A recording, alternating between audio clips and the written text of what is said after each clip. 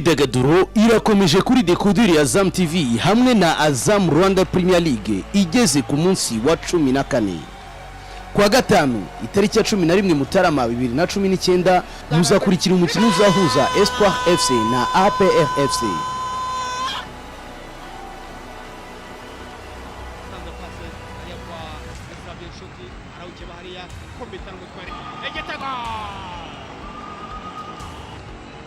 Kwa gatandatu itariki ya 12 Mutarama 2019 Amagaju FC azaba yakira Kiyovu Sports Club.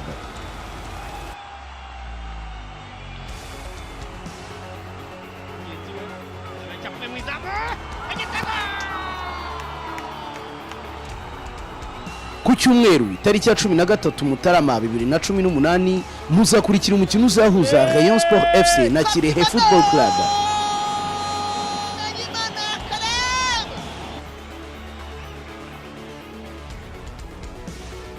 Iyi mikino izatangira saa 9 n'igice live kuri Azam TV.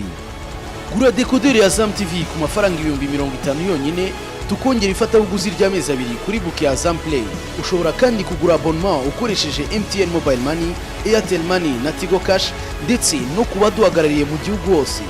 Azam TV, imyidagaduro kuri bose.